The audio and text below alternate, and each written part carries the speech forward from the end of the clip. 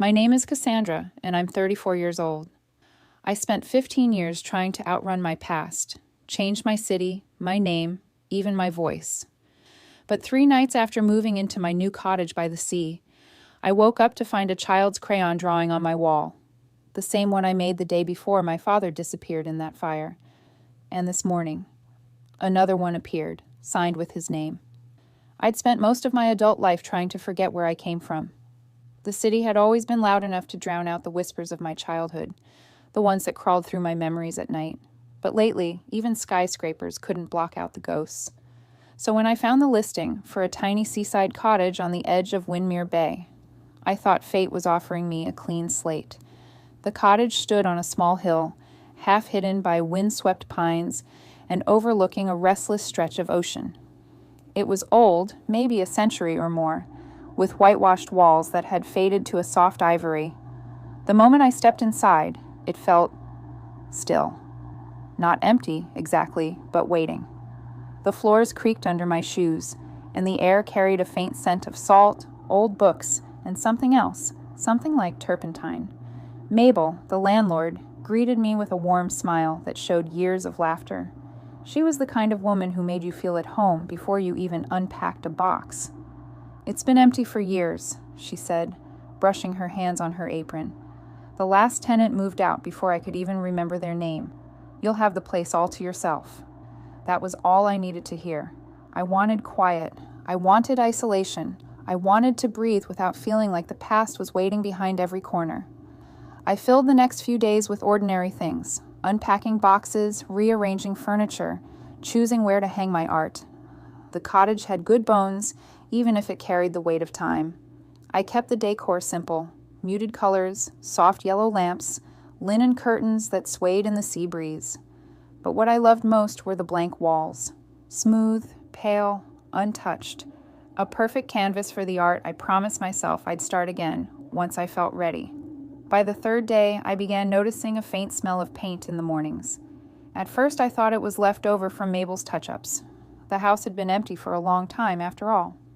I aired out the rooms, opened the windows, and didn't think twice about it. That night, the wind carried in a storm from the ocean. Rain beat against the windows, and the thunder rolled so deeply it rattled the picture frames I hadn't yet hung. I remember lying in bed, wrapped in a blanket, listening to the storm's rhythm. It was soothing in its own chaotic way, until lightning flashed across the room, and I saw something that made my breath hitch. On the far wall, just above the headboard, was a small drawing. Crayon, bright yellow sun, rays unevenly splayed out in every direction. The lines were clumsy, thick, the kind of drawing only a child would make. I turned on the lamp, my heart thudding hard enough to make my chest ache. The drawing wasn't there before, I was sure of it. I'd cleaned that wall, wiped it down twice when I'd moved in. I got out of bed and went closer. The crayon had been pressed hard into the paint, like someone had drawn it with intent. The waxy texture still looked fresh, glistening slightly under the lamp's light. But it wasn't the freshness that scared me. It was the familiarity. I'd drawn that same smiling sun when I was 6 years old. I remembered the way my hand trembled as I tried to make the rays even, the way my father had laughed and told me it was perfect just as it was. That drawing had hung on the refrigerator for years. It was the last thing I saw before he disappeared. I shook my head, forcing a laugh to steady myself. There had to be a logical explanation. Maybe Mabel's grandchildren had visited once and left their mark. Maybe I'd missed it somehow during my cleaning frenzy. Still, unease settled deep in my stomach. I didn't sleep much that night. Every creak in the old cottage sounded like footsteps, every gust of wind like a whisper. When the storm finally broke into dawn, I forced myself out of bed and walked straight to the wall. It was worse. The small, smiling sun had grown, larger, sprawling across the plaster as if it had stretched overnight. And now there were new additions. A little blue house beneath it, a stick figure of a girl standing in front of it with 2 orange pigtails. My pigtails. My knees went weak. I sat down on the bed, staring at it, feeling my chest tighten with the kind of fear that isn't loud, the kind that seeps in silently, slowly. It wasn't possible. I'd locked my doors, my windows. I was the only one with keys. I tried to rationalize it. sleepwalking.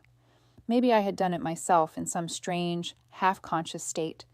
I'd been tired, after all, overwhelmed with the move. It was easier to believe that than the alternative, that someone had entered my home. That evening, I bought a heavy-duty cleaner and a bucket of white paint. I scrubbed until my arms ached, until every last trace of crayon was gone. I painted over the area twice, sealed it, made sure it was spotless. By the time I finished, the sun had set and exhaustion had wrapped around me like a weighted blanket. I sat by the window, sipping tea, listening to the waves crash in the distance. For the first time all day, I let myself breathe. This was just a house, old, creaky, and unfamiliar, but a house nonetheless. It wasn't haunted by ghosts or memories or the whispers of a girl who used to draw suns. When I went to bed, the room smelled faintly of fresh paint and salt. I fell asleep with the window open, letting the ocean air wash over me. The next morning, sunlight filtered gently through the curtains. I stretched, feeling an unexpected peace, until I looked up. The wall was no longer white. There, in bright, gleaming crayon strokes, was the same drawing. The sun, the little blue house, the girl with orange pigtails. Only this time, the girl was holding hands with another figure, taller, darker, smiling wide enough to make my stomach twist. The crayon was fresh, and lying on the floor beneath it was a single yellow crayon. I wanted to believe it was a prank, until the drawings began to tell a story only I could know. The morning after the drawing returned, I didn't move for what felt like hours. I just sat on the edge of my bed, staring at that crude little sun and the two stick figures beneath it. My pulse thudded in my throat. The colors were so vivid they almost shimmered in the light, as though the wax hadn't yet dried. When I finally forced myself to stand, I leaned in close, tracing a trembling finger along one of the lines. Every curve, every uneven stroke, every little imperfection. It was all mine. The loops in the letter C on the corner of the page, the backwards R in my own name, scribbled near the sun. I used to do that as a child, flipping letters without realizing it. No one could have replicated that unless they'd known me, really known me. I stepped back, heart hammering. It wasn't possible. I hadn't drawn like that in decades, and I hadn't shown anyone my childhood sketches. I swallowed hard and grabbed my phone, dialing Mabel's number with shaking hands.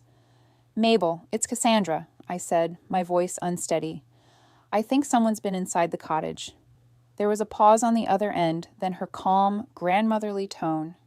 "Inside? Oh dear, that's a terrible thought. What makes you say that?" I told her about the drawings, about waking up to find them, about how they kept coming back. Mabel listened quietly, but when she finally spoke, there was a strange tension in her voice. "My dear, I promise you, no one's been there. That cottage's locks haven't been changed in years, and I'm the only one with a spare key. It's an old place. Sometimes the past leaves traces, you know." "Traces?" I repeated. She gave a soft laugh, the kind that was meant to soothe but didn't.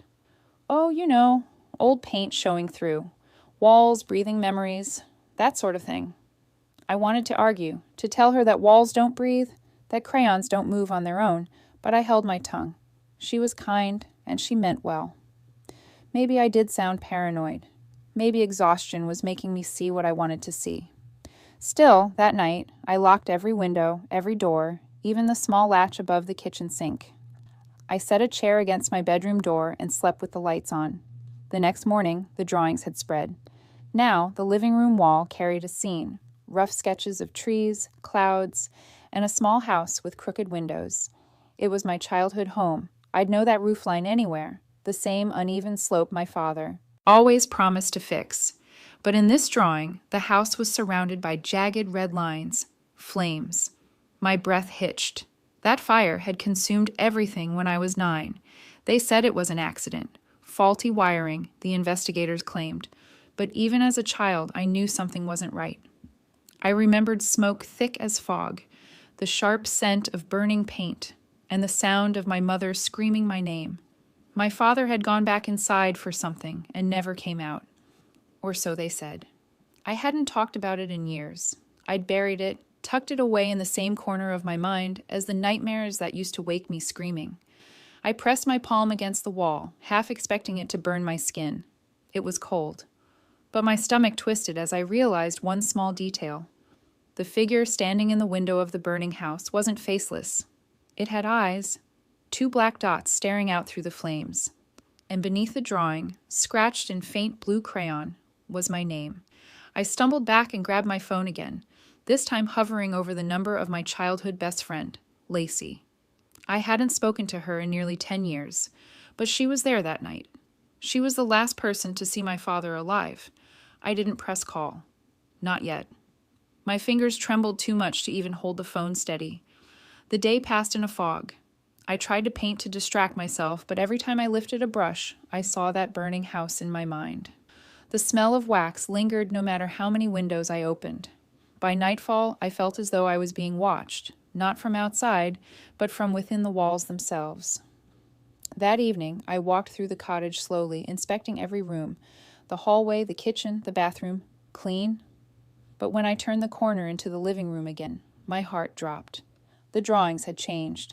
Where there had been a simple burning house, now there were figures, small, childlike ones, running away from it. 3 in total.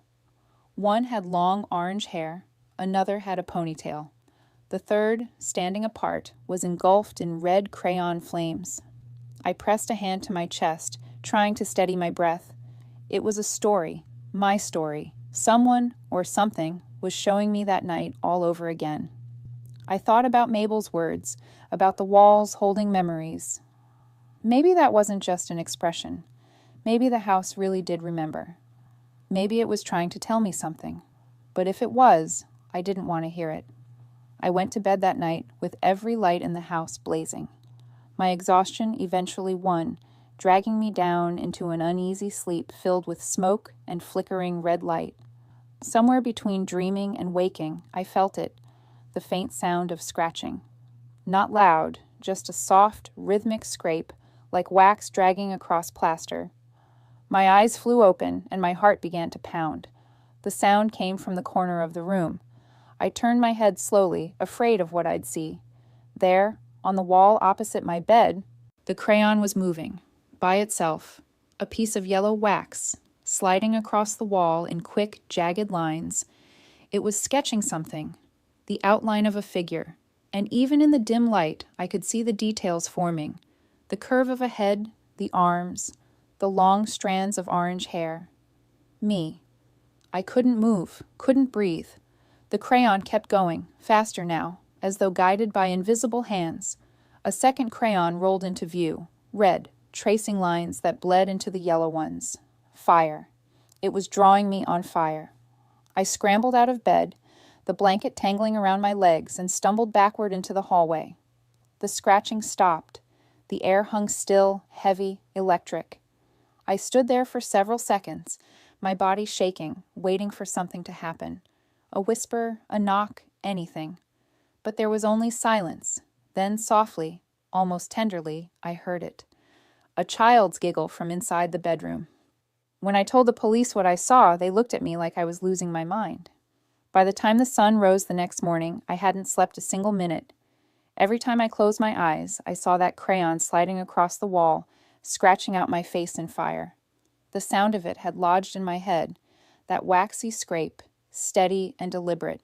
It felt like it had carved itself into my skull. The first thing I did was call the police. My hands were shaking so badly that I dropped the phone twice before managing to dial. When the dispatcher asked what the emergency was, the words tumbled out of me in pieces, drawings appearing on their own, someone breaking into my home, crayons moving by themselves. The silence that followed said it all. 2 officers arrived half an hour later, both young men with polite, uncertain smiles. They walked through the house while I hovered near the front door, clutching a mug of coffee I couldn't bring myself to drink. Of course, the drawings were gone, every single one of them. The walls were blank again, spotless, white, not even a trace of wax or smudge or paint. I kept insisting they'd been there, that they'd covered the living room, that I'd seen the crayon move. The officers exchanged a quick glance, one that made my stomach drop. "Ma'am," one said gently, "are you sure it wasn't maybe a reflection?" The lighting in these old houses can be tricky.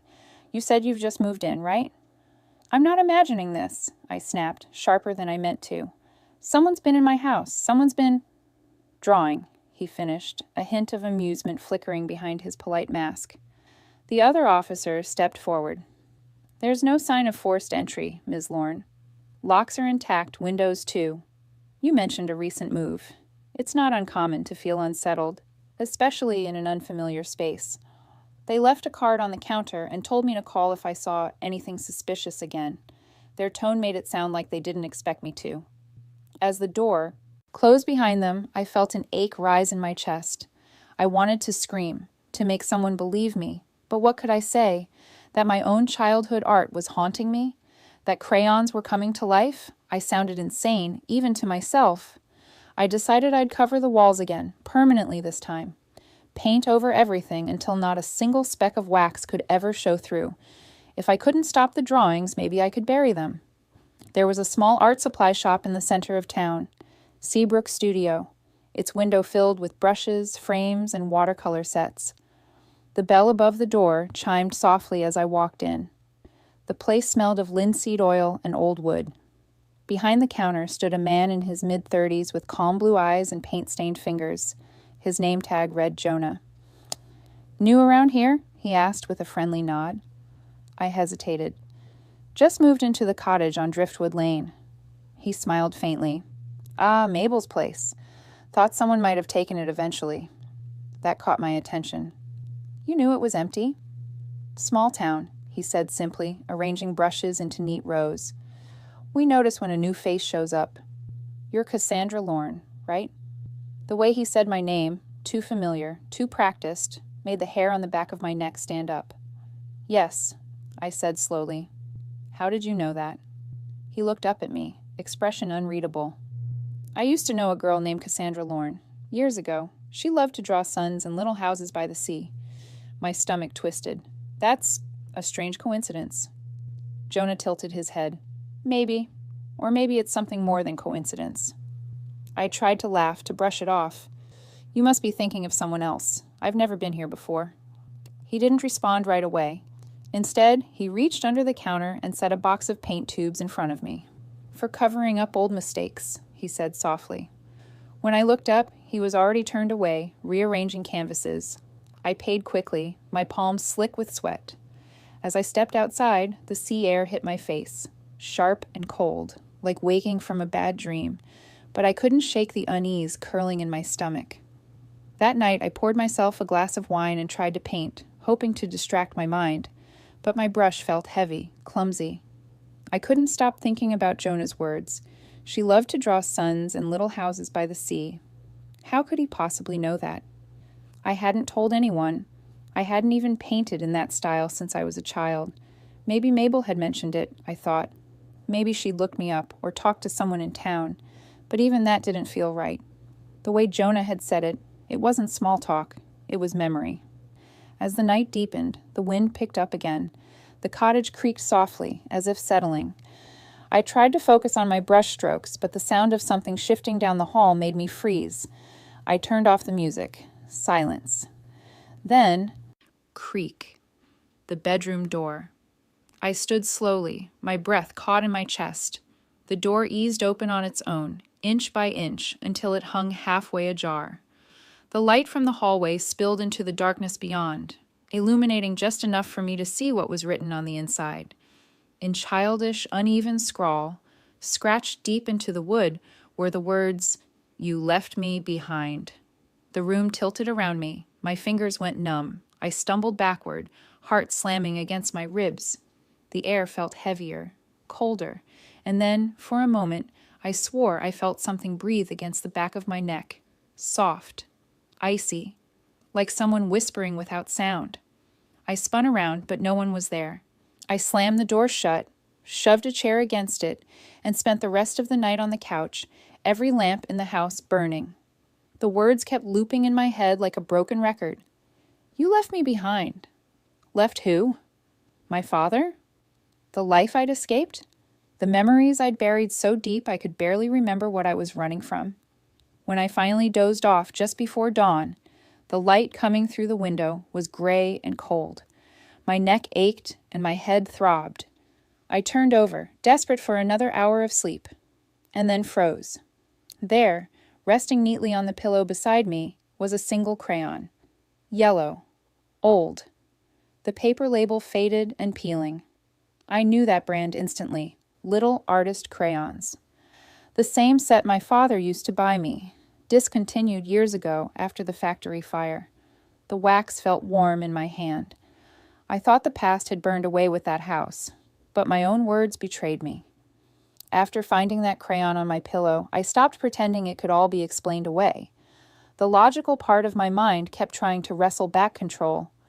There has to be a reason, Cassandra. You're overtired. You're imagining things. But deep down, I knew. Whatever was happening wasn't random. It was personal. It was me. I couldn't go on without answers. So the next morning, I went down to the basement, or what passed for one. A low, musty storage space I'd barely touched since moving in. My boxes from the city were stacked against one wall, still taped shut. I'd brought so much of my old life with me. Books, sketches, half-finished paintings. But not once had I thought to open the smaller boxes from my childhood, the ones marked personal. I sat cross-legged on the concrete floor, dust clinging to my jeans, and began cutting through the layers of tape. Inside the first box were photo albums, old-school drawings, and a small stuffed rabbit missing an ear. But the second box made my breath catch. There, half buried under a stack of notebooks, was my childhood diary. The pink cover was blistered and blackened in places, the edges curled like dry leaves, burned. I hadn't seen it since the night of the fire. My hands trembled as I picked it up. The little gold lock was melted, brittle. I pried it open with a screwdriver and felt a wave of warmth rush through me, a strange mix of nostalgia and nausea. The first few pages were what you'd expect from a child: clumsy handwriting, doodles of flowers and suns, endless lists of things I loved. My mom's pancakes, my best friend Lacey, my cat Buttons, and of course, Daddy. He was always there, in every drawing, every story. I adored him. But as I flipped further, something shifted. The handwriting changed, sharper, more hurried. The sentences were shorter. Daddy says I can't go in the basement anymore. Lacey said she saw Daddy's pictures. She said they were scary, but I think she's lying. Mom cried again today. Daddy said she doesn't understand art. The word art was underlined several times, pressed deep enough to tear the paper. I turned another page, my throat tightening. The entries grew darker, filled with fear that seeped through every line. Daddy says he has to finish before the sun comes up. Lacey helped me hide one of his pictures so he wouldn't find it. He got mad when I asked what the people in his drawings were doing. He said they were only sleeping. I pressed my palm over the page, my pulse quickening. I didn't remember writing any of this. None of it. Those months before the fire. They were blank in my mind, like a curtain drawn over something too terrible to look at. I kept reading, each word a small knife to the chest. Then I reached the last entry. The page was singed along the edge, but the words were clear. Tomorrow, Daddy says I'll be free. The handwriting was mine, childish, neat, but beneath it, in darker ink, written in a trembling, almost violent scrawl, were 5 new words. He'll never let you go. My hands shook so hard the diary slipped from my fingers. It hit the floor with a soft thud, landing open on that final page. The words swam before my eyes. My mind scrambled to make sense of it. The fire, my father, the drawings. He'd been obsessed with his art, yes. But what if there was more to it? What if the things I'd drawn as a child had become part of his work? What if he'd used them somehow, transformed them into something darker? I pressed my palms to my temples, flashes of memory cutting through like shards of glass. The smell of burning paint, my father's voice echoing from the basement, and the flicker of candlelight illuminating walls covered in drawings. My drawings? He'd pinned them everywhere.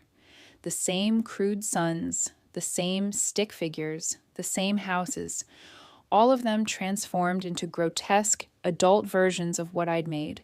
I remembered screaming. I remembered fire. And then nothing. Until now. My stomach turned as I stood and looked around the basement. my walls, my childhood, my father's art. It all bled together in my mind, forming one terrible truth. The drawings on my walls now weren't new. They were recreations, echoes of what had once lined the walls of that basement.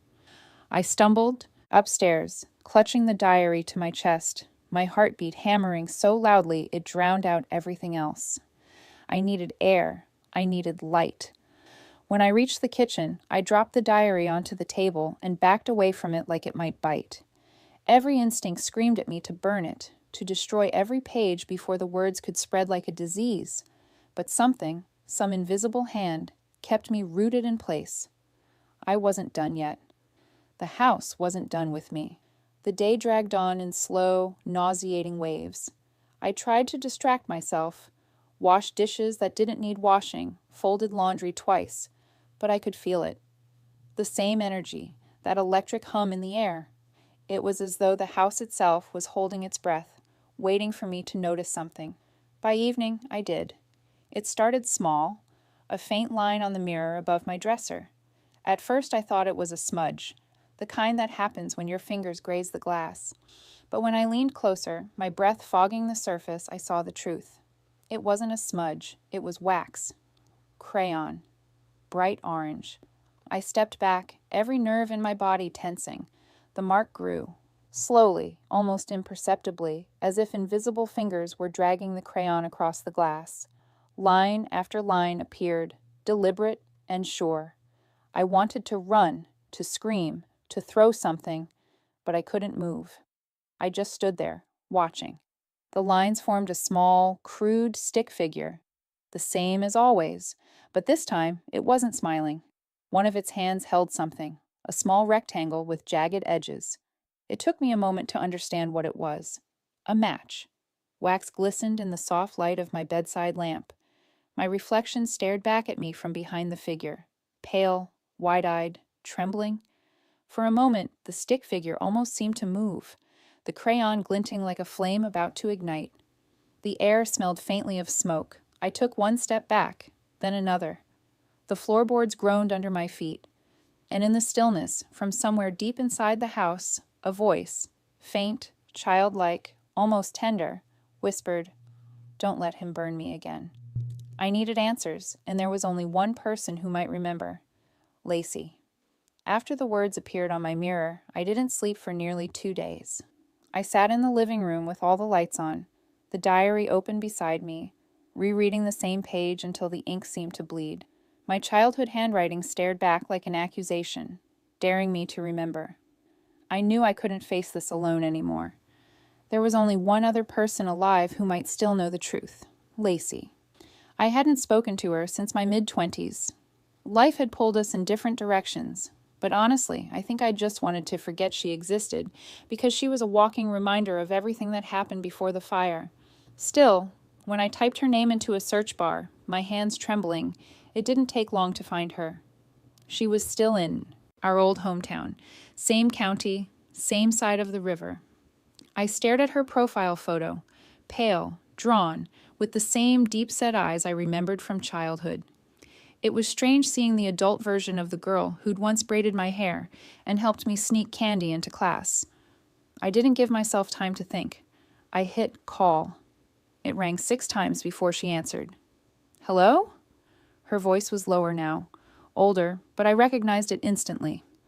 "Lacey, it's Cassandra." There was a sharp intake of breath on the other end. Silence followed, long enough to make me think she'd hung up. Finally, she whispered, "Cassie? Oh my God, I haven't heard that name in..." Her voice trailed off. "Why are you calling me?" "I need to talk to you," I said quickly. "It's about that night, the fire." A pause, then softer. "Don't. Lacey, please, things are happening. In my house, I think it's connected." "No," she snapped, her tone suddenly fierce. "Cassie, you don't understand. That night is over. It's done. We made sure of it. Don't dig it up again." "Made sure of it?" I repeated. "What do you mean?" Her voice wavered. "Just leave it alone." But I couldn't. I told her about the drawings, the sun, the house, the stick figures, and the way they kept returning, changing, growing. I told her about the diary, about the line that wasn't mine. When I finished, there was nothing but silence on the other end. Then a soft, shuddering sigh. "You're not safe there, Cassie," she said. "Meet me, please, tomorrow. There's a diner off Route 9. Halfway between us. You'll see it. Blue neon sign, says Ellen's Eats." And before I could ask another question, she hung up.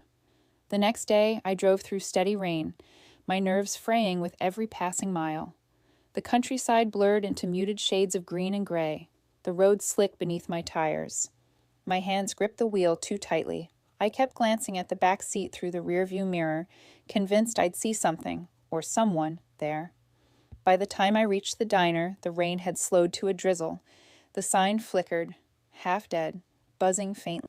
Inside, the smell of coffee and frying bacon clung to the air. Lacey sat in a corner booth, her hood pulled low over her face. When she looked up, I barely recognized her. Her hair was streaked with gray. Deep lines framed her mouth. But it wasn't age that had changed her. It was something heavier, deeper, like she'd been carrying the same ghost all these years, and it had finally settled into her skin.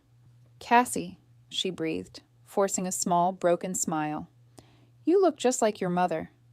I sat down across from her. "Lacey, what's going on? Why did you sound so scared?" She looked down at her hands, twisting a napkin between her fingers. "Because we shouldn't be talking about this. Because some things don't stay buried." "Start from the beginning," I said. "Please." She closed her eyes. "Your father. He wasn't just an artist, Cassie. He was obsessed. You remember his studio, right? The basement?" Images flooded my mind. Paint-stained floors, canvases lined in rows, my father's voice humming softly as he worked. Lacey continued, her voice trembling. "He started collecting your drawings, every single one. He said your imagination had something pure, something divine. He wanted to translate it, to make it real. I didn't understand what that meant until I saw his notebooks." "What notebooks?" "The ones he kept hidden," she said. "He was recreating your drawings in human form, twisting them, turning them into things. Faces that looked almost alive, eyes that followed you across the room. I told you not to go down there, remember? But you did." Her words scraped against my nerves. I could almost see it, myself as a child, barefoot, clutching a crayon, creeping down the stairs while my father whispered to himself in the dark. "You found one of his notebooks," she said. "The one he said was special. You brought it to me, crying. You said it scared you. You said it didn't feel like drawings anymore. It felt like people." I swallowed hard. "The fire? You tried to burn it," she said quietly. "You set it on fire in his studio, but the flames spread too fast. I helped you get out. He went back in to save it." Her eyes met mine then, raw, wet, haunted. "We told everyone it was an accident. I told the police you'd been asleep upstairs. But I saw you. You were the one who lit the match." I couldn't breathe. My stomach turned cold. "No," I whispered. "I don't—" "You don't remember," she finished softly. "You blocked it out. I wanted you to forget. You were just a child. You didn't mean for it to happen." Silence stretched between us. The clatter of dishes, the low hum of a jukebox. It all felt far away. "But if he died," I said finally, "then who's doing this now? The drawings, the crayons?" Lacey's expression darkened. "That's what I don't understand. Because after the fire, I started getting them too." I froze. "What?" "Letters," she said. "Drawings. Little pieces of paper left under my door, in my mailbox. I thought it was a cruel prank. But the handwriting. It was yours, Cassie. The same backwards letters, the same suns. I moved 3 times. They always found me." My mouth went dry. "Why didn't you tell me?" "I thought if I ignored them, they'd stop. But they never did. And now, they've found you again." Her hands trembled as she reached into her bag and pulled out a faded envelope. The paper was yellowed, edges curled with time. My name was scrawled across the front in red crayon. "I was going to burn this," she said, sliding it across the table. "But something told me it wasn't finished with you yet."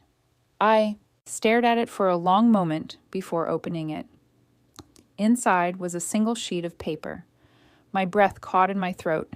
It was a crayon drawing, my drawing, Me, lying in bed, eyes closed, hair spread across the pillow. Every detail was perfect, down to the faint lines of the blanket. In the corner, written in tiny, crooked letters, were the words, "Don't wake her yet." I looked up at Lacey, my hands shaking. How could they know what my room looks like? Her eyes filled with tears. Because someone survived that fire, Cassie. And I think he's found you. Someone had been inside my home, someone who knew my nightmares by heart. The drive back from meeting Lacey felt endless. The sky hung low and gray, pressing down on the road like a warning. Every mile closer to the cottage made my pulse quicken, dread sinking deeper into my bones. Lacey's words replayed in my head. Someone survived that fire. By the time I reached the cottage, rain had started to fall again, steady and cold. I burst through the front door, slamming it behind me, locking every bolt and latch I could find. My reflection in the hallway mirror looked pale, frantic, hollow. I was breathing too fast. I didn't know what I expected to find. Footprints, broken glass, something tangible. But the house was still, quiet, except for the ticking of the old wall clock. And yet, I felt it. That same tension in the air, the electric stillness right before something breaks. I checked every room, the kitchen, the bathroom, even the tiny closet near the stairs. Nothing. But when I reached the hallway that led to my bedroom, I noticed something I hadn't before. A section of the wall near the floorboards looked slightly warped. One of the boards was loose, like it had been pried open and hastily pushed back. My fingers itched. I crouched and tugged at the edge. It came away with surprising ease, dust falling in thin clouds. Behind it was a hollow space, not much larger than a shoebox, and inside were dozens of folded sheets of paper, yellowed with age. I pulled them out one by one. Crayon drawings. My drawings. My breath caught as I spread them across the floor. Each one was familiar. The crooked houses, the suns with too many rays, the stick figures smiling with wide, empty mouths. But there was something else, too. In the corners of each page, written in neat, precise handwriting, were small notes. Words, phrases. Study the curvature. Keep the child's hand steady. Recreate the purity of fear. It was my father's handwriting. I knew it as well as I knew my own. My stomach turned. He hadn't just collected my drawings. He'd studied them, dissected them, like they were blueprints for something much darker. A sound broke the silence. Faint, but unmistakable, scratching, coming from inside the wall. I froze. It wasn't the random shuffle of a mouse or the groan of an old house settling. It was deliberate, rhythmic, like fingers tracing the wood from the other side. Hello?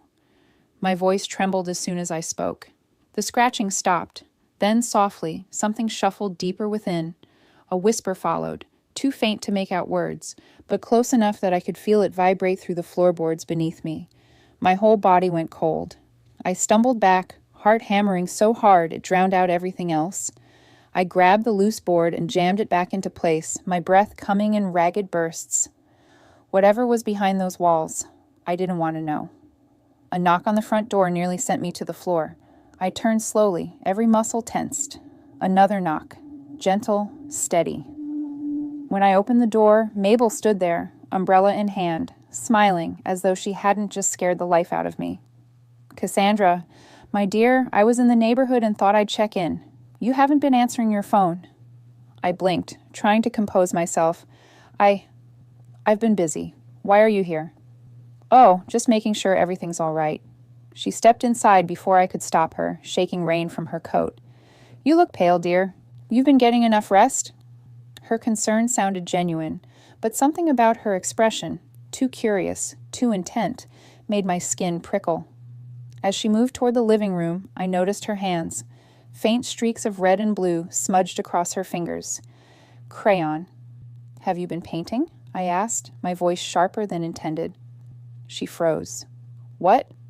"Your hands." I pointed. "You've got color on them."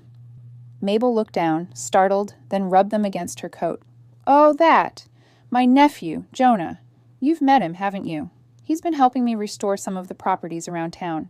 I must have gotten some of his mess on me." The name hit me like a punch. "Jonah? The man from the art shop?" "Yes, that's him. fine young man. He helped me clean up this cottage before you moved in." My mouth went dry. "You said it had been empty for years." Her eyes flickered, just for a second, but I saw it. "Oh, well, yes. Empty, yes, but Jonah was here a few times, fixing things up. It used to belong to an artist, you see. Very reclusive man, kept to himself, died a long time ago." The air left my lungs in one sharp, violent exhale. I didn't need her to say the name. I already knew. The artist was my father. Every inch of my skin went cold. "You knew who lived here before me," I said quietly. Mabel hesitated. "It wasn't my place to say, dear. The past has a way of haunting the living when we speak its name too often." I took a step back. "This was his studio, wasn't it?" Her silence was answer enough. The room felt smaller suddenly, the air thick with the smell of dust, and something metallic, like old paint or blood. The drawings weren't appearing out of nowhere. They'd always been here, buried beneath layers of time and paint, waiting. I turned toward the nearest wall, pressing my palm against it. The surface was uneven, rougher than it should have been. I scraped my nails across the paint, revealing faint lines beneath. Red, blue, yellow.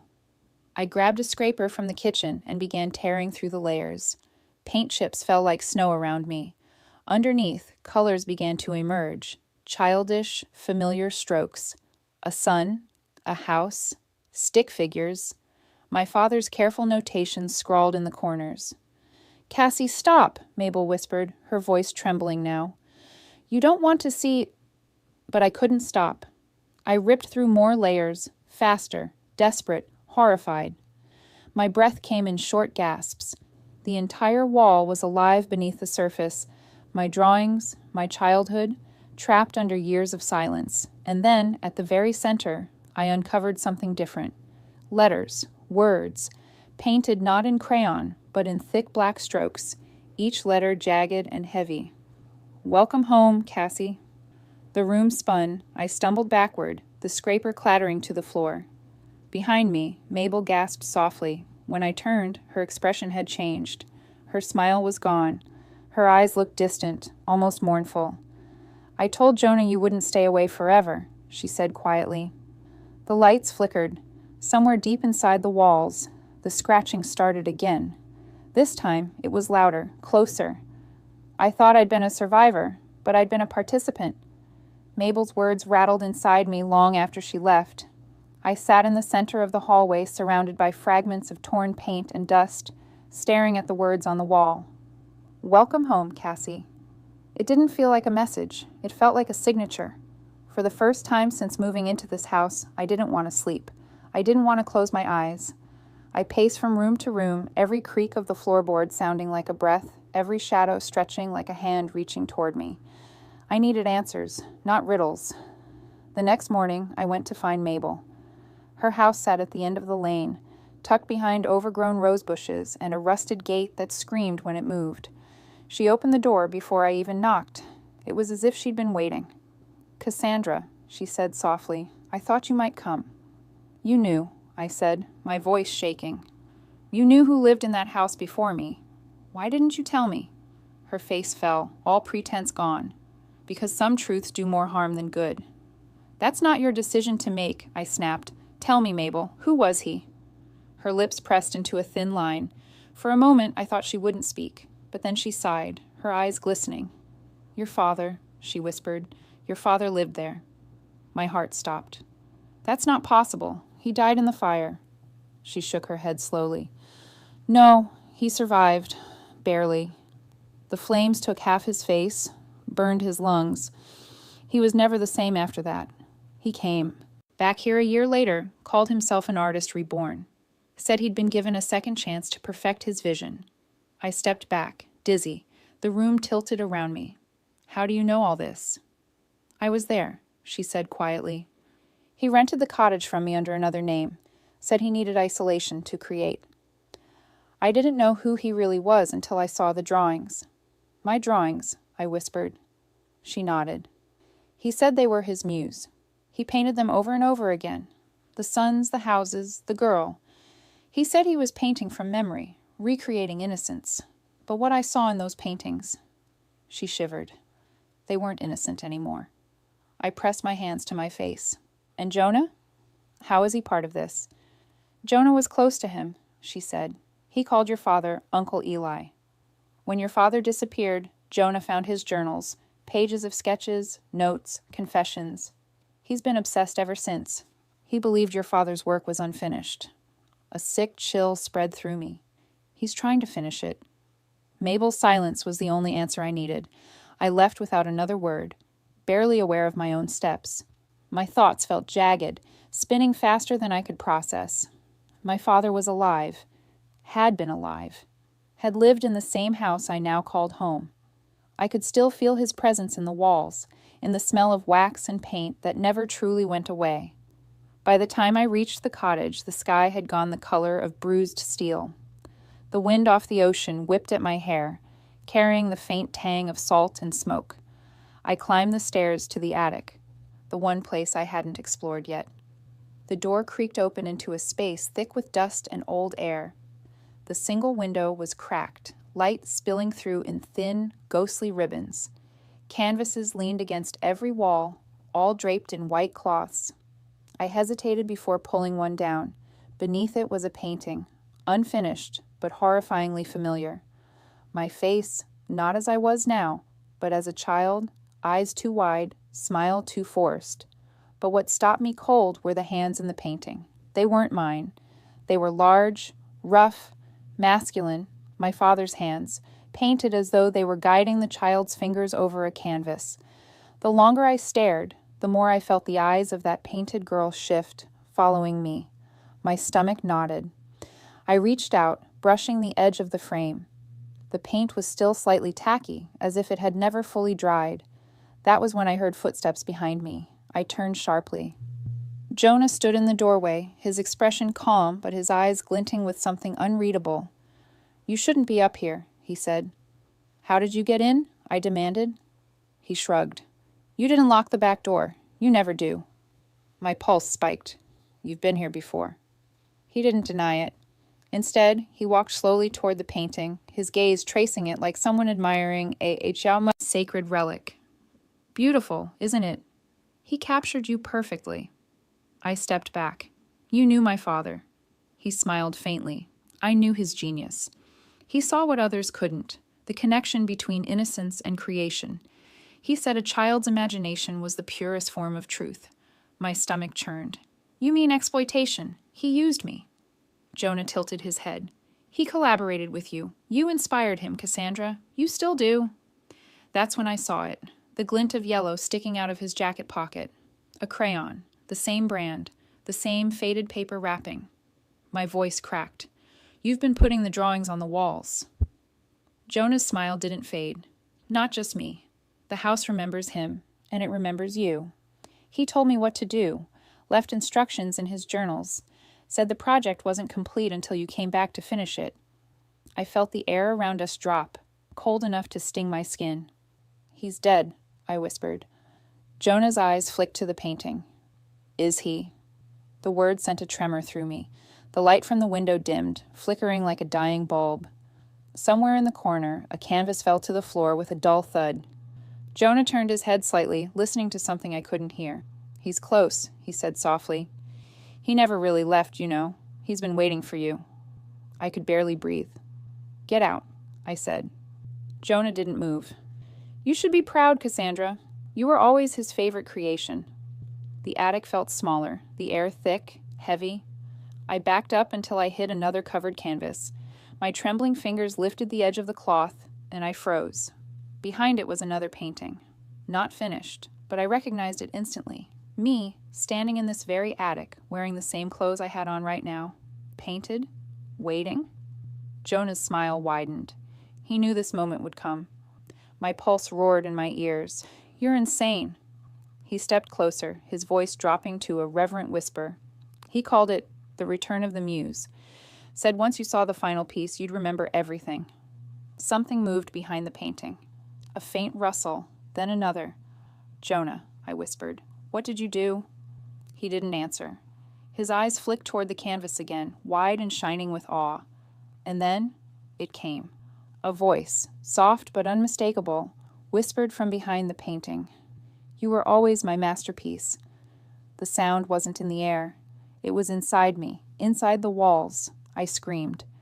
If my father wanted me to remember, then I'd make sure he never haunted another wall again. I don't know how long I stood in that attic after the voice whispered my name. My ears rang, my chest heaved, and Jonah was still there, frozen, eyes wide and feverish, staring at the painting like it was divine. I didn't wait for another word. I bolted down the stairs, my feet pounding against the old wood, the air behind me thick with dust and the faint smell of turpentine. I didn't stop until I reached the kitchen. My hands were shaking, my thoughts spiraling. The whisper, the painting, the house. It all pressed against me, suffocating. My father's voice, Jonah's obsession, Mabel's secrets. They were threads in the same tapestry, and I was the image at the center. I wasn't going to be his masterpiece. Not again. I grabbed a hammer from under the sink and stormed into the hallway. The wall still bore the faint scars of where I'd uncovered, "Welcome home, Cassie." I struck it with all the force I had. The plaster cracked. Again, again. The sound echoed like thunder through the house. I didn't care. I wanted every trace of him gone. Chunks of wall fell away, revealing more drawings underneath. Hundreds of them. My childhood, captured in fragments. My toys, my mother's smile, the old backyard swing. At first they seemed innocent, almost tender. But the longer I looked, the more distorted they became.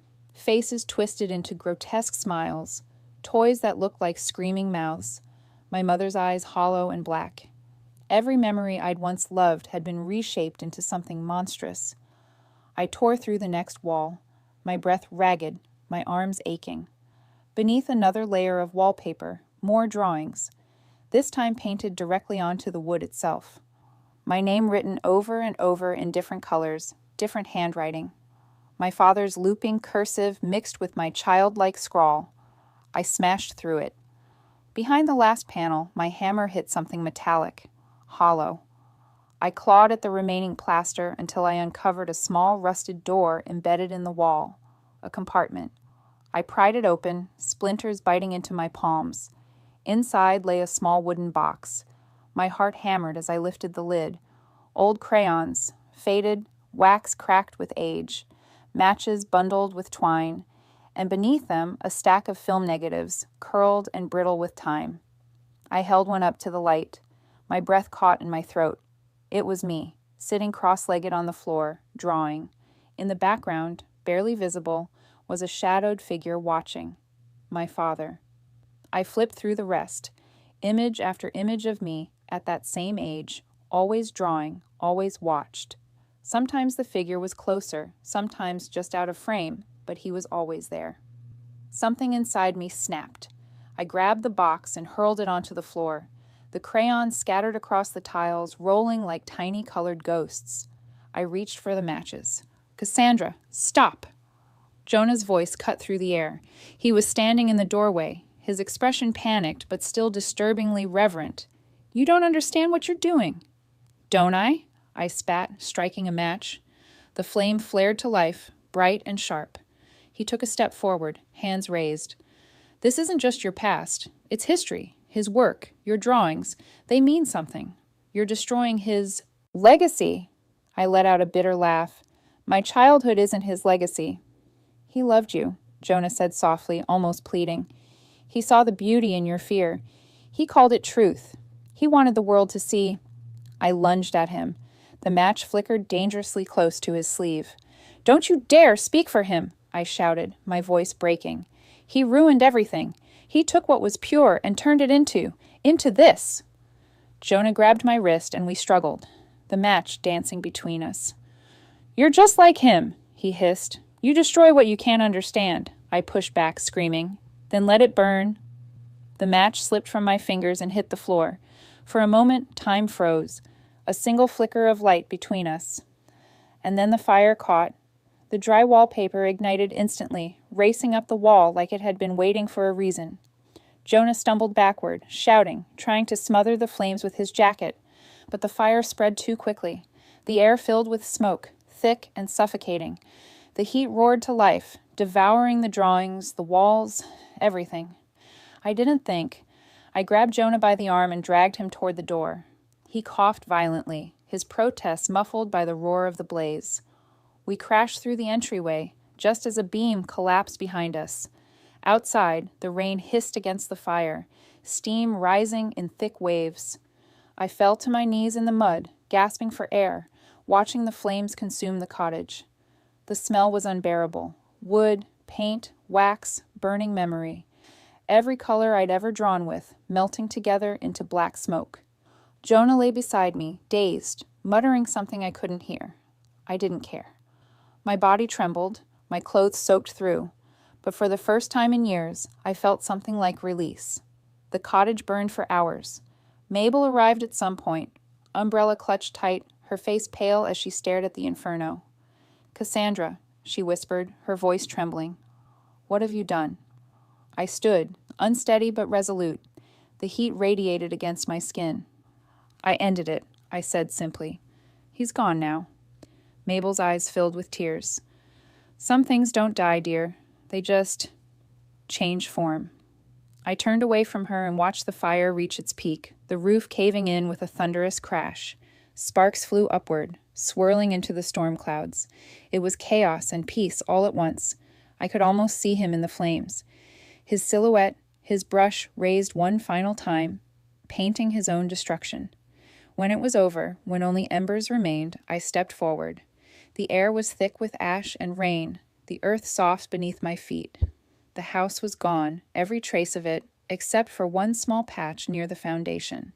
There, untouched by flame or soot, lay a single piece of paper. I knelt and lifted it carefully. A drawing, fresh, clean, the wax still glistening faintly as though it had just been finished. It was a picture of me. Standing in front of the burning house, eyes calm, a faint smile on my lips, and in the bottom corner, scrawled in red crayon, was a name I hadn't seen written in 25 years. Elias Lorne. My father's signature. I dropped the drawing into the mud, watching the colors bleed and fade as the rain fell harder. But even as it dissolved, I heard it, faint and soft, rising through the hiss of dying flames. A whisper. "It's never over, Cassie." They say art outlives the artist, but I never thought mine would outlive me. It took weeks before the smell of smoke finally left my hair. I moved into a small apartment above a bakery 2 towns over. White walls, squeaky floors, and no history to speak of. The kind of place where nothing strange should ever happen. I told myself the fire had burned everything, the house, the drawings, the curse of my father's obsession. At night, though, I could still smell wax and paint beneath the faint sweetness of bread rising downstairs. I could still see the flicker of flames when I closed my eyes. I tried to rebuild a life that felt normal. I started teaching art again at the community center, small classes, mostly children. The first time I saw a crayon in their hands, I froze. My heart raced until I realized it was just red wax, innocent, harmless. Still, I couldn't watch them draw suns. I always turned away. In my apartment, I tried painting again. I thought maybe if I created something new, I could reclaim what had been taken from me. But every canvas came out hollow. Lifeless shapes, dull colors. My hand didn't move with the same certainty it once did. It was like I'd burned the ability to feel along with the house. One morning, about a month after the fire, I got an email from an unfamiliar address. The subject line was simple. "Your work deserves the world." Inside, a message. "Dear Ms. Lorne, we recently came across a collection of unsigned crayon works believed to be yours. They were recovered near the coast and show remarkable similarity to your early style. We'd be honored to include them in our upcoming exhibit, Innocence and Memory. Please visit the Northbridge Gallery at your earliest convenience. Daniel Kerr, Curator." I read it 3 times, each word carving into me like a knife. Unsigned crayon works, near the coast where the cottage had burned. I told myself not to go. I told myself it was impossible, that everything had turned to ash. But curiosity, that same twisted instinct that had always led me back to pain, wouldn't let go. 2 days later, I stood in front of the Northbridge Gallery, staring at its glass doors. The place looked pristine. Modern white walls, polished floors, soft lighting that made everything inside glow. I stepped through the doorway, and for a moment, the scent of beeswax and linseed oil wrapped around me like a memory. "Ms. Lorne?" A tall man approached, neatly dressed, smile warm. "I'm Daniel Kerr. Thank you for coming." He led me through the gallery, past oil portraits and abstract sculptures, until we reached a small side room labeled Children of Memory, and there they were. 9 drawings, perfectly framed, hanging in a single row. Suns with uneven rays, crooked houses, stick figures smiling beneath skies of blue and red. My drawings, my childhood, every imperfection, every backward letter, every little tremor of wax. The same images that had haunted my cottage, the same ones that had burned. I took a step closer. "Where did you get these?" My voice cracked on the last word. "They were delivered anonymously," Daniel said. "A private collector. He called himself Jonah." The name hit like a thunderclap. "Jonah," I whispered. Daniel nodded. "He said these belonged to someone special, someone who'd understand what they meant. He asked that you see them first." My chest tightened. "He's alive?" Daniel frowned slightly. "He didn't seem unwell, if that's what you mean. A little intense, perhaps. Artists often are." I couldn't speak. My eyes moved across the drawings again. They weren't just copies. They were the originals, somehow restored. Clean edges, vivid color, no sign of age or fire. In the last frame, at the far right of the row, I saw something new. A self-portrait, or rather a child's version of me, standing beside a taller figure, the same black shadow from all those years ago. His hand rested on my shoulder, guiding mine as we drew together. The tag beneath it read, "The legacy continues." Something inside me broke. "I need to go," I said abruptly, turning for the door. But that night, I couldn't stay away. I returned after closing, the city dark and silent around me. My hand shook as I picked the lock, an old habit I didn't know I remembered until that moment. Inside, the gallery was dim, lit only by exit signs and the faint glow from the street outside. I walked straight to the exhibit, the click of my shoes echoing across the marble floor. The drawings seemed alive in the darkness. The colors pulsed faintly under the dim light, like the wax still breathed. Jonah's voice echoed in my head.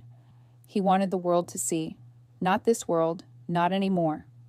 I pulled a lighter from my pocket, the one I used for candles, the one that had somehow survived the fire.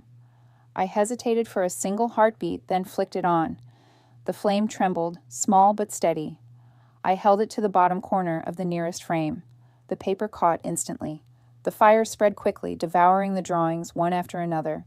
Smoke filled the room, acrid and familiar. I coughed, stepping back, watching my past dissolve into flame. It wasn't grief I felt. It wasn't guilt. It was relief. The alarm screamed to life, red lights flashing. I ran before the sprinklers came on, slipping out through the side door into the cool night. Behind me, the fire alarms wailed. A final mechanical echo of the inferno I'd thought I'd escaped. I didn't look back. The street was deserted, slick with recent rain. As I turned the corner, I stopped. Across the brick wall of an abandoned building, a new mural had appeared, drawn in thick, waxy strokes. A sun, bright yellow, smiling wide.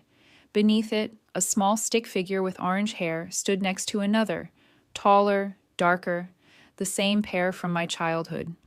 I stared for a long time, the cold air burning in my lungs.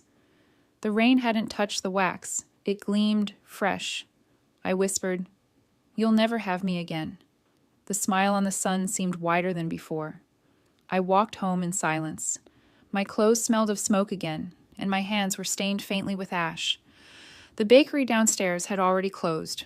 The streets were empty, save for the hum of distant traffic. When I reached my apartment door, I paused. Something red caught my eye. There, resting neatly on the doormat, was a single crayon. Red. The wrapper peeled just enough to reveal the faded brand name, Little Artist. I picked it up. It was warm to the touch. For a moment, I could almost hear the sound of it, wax dragging against the wall, steady, patient, unstoppable, and beneath that faint sound, another, a whisper, low and almost tender. Every masterpiece deserves a sequel. I thought burning that house would finally set me free, but I've learned the past doesn't die. It just changes shape. My father's art lived through me once, and now it breathes through someone else. Maybe that's the curse of creation. Once you give it life, it never truly belongs to you again. And as I stared at that single red crayon on my doorstep, I realized some stories don't end. They just wait for the next canvas. If this story gave you chills or made you question what memories truly stay buried, don't forget to like, share, and subscribe. Because sometimes the scariest stories are the ones that could happen to any of us. Tell me in the comments. If the drawings from your own childhood suddenly started appearing on your walls, would you be brave enough to look, or would you run?